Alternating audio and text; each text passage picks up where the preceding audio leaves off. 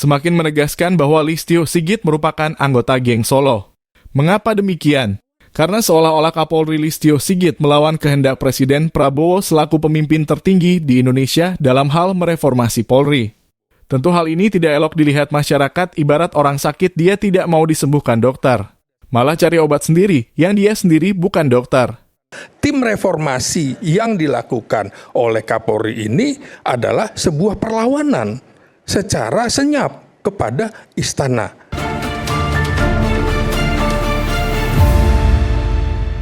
Ya, ini bukan persoalan administratif belaka, tapi memang ini persoalan simbolik dan strategis. Jadi siapa yang membentuk narasi lebih dahulu, maka dianggap dia yang akan mengendalikan opini publik. Nah, di dalam kasus ini, nantinya publik akan menilai jadi abu-abu. Siapa yang harus dipercaya? Komite yang dibentuk presiden atau komisi internal kepolisian. Nah, karena tim yang dibentuk Kapolri ini lebih dahulu, maka dia dianggap yang sudah memegang kendali opini publik.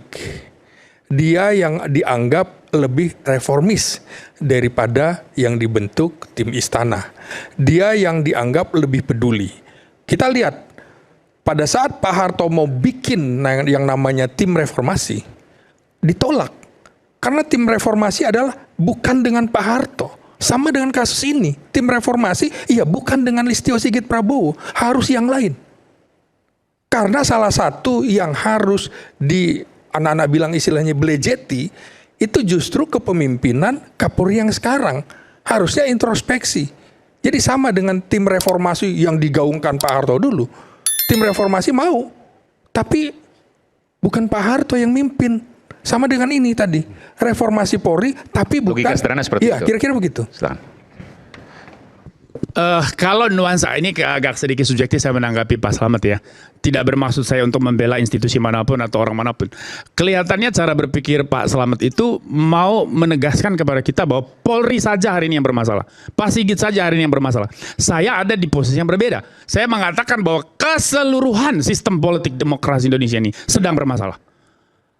Bukan, maka mari kita harus buka mata, kita lihat, kita jujur. Tadi saya kasih contoh. Bagaimana BPN daerah minta saya 26 juta lewat orang saya di sana untuk mensertifikasi bidang tanah warisan yang cuma 2 petak, 3 petak. It doesn't make any sense. Tidak pernah bisa. Nah, saya setuju bahwa ada oknum-oknum di dalam institusi kepolisian sebagaimana institusi lain juga bermasalah. Setuju saya. Dimanapun institusinya pasti ada oknumnya. Dan itu kita benahi. Tetapi jangan melakukan personifikasi di dalam sebuah desain isu. Kan opini yang berkembang di media sosial hari ini seakan-akan problemnya Listio Sigit nih. Bukan, tadi yang disampaikan, kalau boleh saya luruskan artinya sedikit, begini, kalau memperbaiki mesti dari luar, tidak boleh dari dalam, itu yang tadi disampaikan. Apakah itu relevan? Itu satu pendekatan, itu bisa benar. Tetapi ada pendekatan yang mengatakan bahwa enggak. Luar dan dalam harus menjaga luar dan dalam. Harus ada pendekatan dalam dari luar, maka kita jaga, cari keseimbangannya dalam rangka equilibrium. Artinya supaya ada, ini versi luar, ini versi dalam, nanti publik yang akan menilai. Makanya saya katakan kalau mau bicara soal reformasi, mesti libatkan masyarakat. Maka mesti ada yang namanya public monitoring. Mekanisme pengawasan oleh publik terhadap semua institusi. Sama aja, kemarin saya marah. Dikatakan bahwa TNI ingin menciptakan nama militerisasi. Saya bilang di media, TNI di Indonesia nggak punya DNA untuk melakukan kudeta politik. Nggak ada itu. Yang bilang ada, itu orang bodoh yang nggak tahu sejarah tuh. Karena apa? Problem hari ini itu adalah sebagian orang masih melekat dengan ingatan publik, ingatan kolektif masa lalu bahwa seakan-akan kalau bicara tentara itu ya pasti sangar-sangar. Orang nggak tahu bahwa TNI hari ini mereka dididik, dilatih dan kurikulum yang sangat profesional dan mereka paham demokrasi dengan baik. Sama aja polisi hari ini juga sudah mengalami kemajuan luar biasa dari kurikulum pendidikannya dan sampai segala macam. Pertanyaannya di mana problemnya? Kita lihat ke dalam. Saya coba karena saya lagi sekolah hukum juga nih, Bung Aiman. Ya, doktor saya sebelumnya di bidang politik. Saya sekarang sekolah hukum ikut Pak Ponto S1, S2, S3. Saya ingin mendalami betul di mana sih letak problem tata negara Republik ini. Ternyata itu paradigma kita yang keliru. Kita mengatasi kemacetan di satu titik dengan memindahkannya ke titik yang lain tidak akan menyelesaikan kemacetan. Itu contoh. Saya mau mengatakan bahwa Panacea yang kita tawarkan itu harus betul-betul bersifat menyembuhkan untuk jangka panjang, bukan untuk sesaat. Apalagi kalau ada dimensi politik di dalamnya. Itu Oke, akan tapi tadi intinya bahwa kalau memperbaiki dari dalam dan dari luar itu yang terbaik. Nah, Ya, Jenderal Listio Sigit Prabowo sendiri mengatakan bahwa ikan busuk itu dari kepalanya. Karena itu kepalanya harus dipotong. Artinya menurut saya beliau termasuk orang yang bertanggung jawab. Harus bertanggung jawab terhadap persoalan-persoalan ini. Jadi bukan bicara masalah personifikasi. Karena kasus ini bisa menjadi laten. Hubungan Presiden dengan Kapolri nampak harmonis. Tapi kemudian di belakang ada bahaya laten yang ini nggak bagus. Kalau kemudian hubungan antara Presiden dengan pimpinan pejabat negara seperti ini. Jadi menurut saya mestinya Kapolri Listio Sigit Prabowo lebih menahan diri, begitu loh. Jadi saya kembalikan justru pada pernyataannya. Ini kan organisasi yang memang struktural sekali. Apa kata atas, bawah harus ikut. Gini aja deh, saya buka-bukaan aja lah Bung Eman ya. Pak Slamet, ini ketika kita bicara, jauh berapa hari dari waktu sebelumnya, sampai hari ini, di luar sana ada orang, ada oknum yang sebenarnya kerjanya, gimana caranya hancurin presiden nih? Gimana caranya hancurin pemerintah ini? Mulai dari makanan, saya setuju, makanan gratis bergizi atau apa namanya itu, masih harus dievaluasi, dibenahi. Tetapi jangan menutup peluang bahwa bisa saja ada upaya sabotase juga di situ. Yang supaya kebijakan itu dianggap hancur, rusak, gagal dan sebagainya. Nah begitu juga hari ini, orang mendesak ganti Kapolri, entah siapa, besok ada lagi saya lihat di media sosial teriak ganti kepala BIN dan sebagainya. Saya bilang, ini orang-orang sudah bersuara karena ada kepentingan politik. Nah situasi hari ini kita mencari stabilitas tuh. Kita membutuhkan equilibrium. Setelah gejolak di tingkat elit maupun di bawah, maka wacana soal penggantian tidak relevan. Dan saya kira Presiden Prabowo sangat paham itu. Wacana penggantian Kapolri termasuk sangat tidak relevan, dan saya percaya betul Pak Prabowo orang yang cerdas dan bijak, tahu bahwa situasinya memang tidak tepat. Sangat tidak relevan karena situasinya kita butuh rekonsolidasi di tingkat elit maupun di bawahnya untuk bisa keluar dari situasi ketidakmenentuan ini.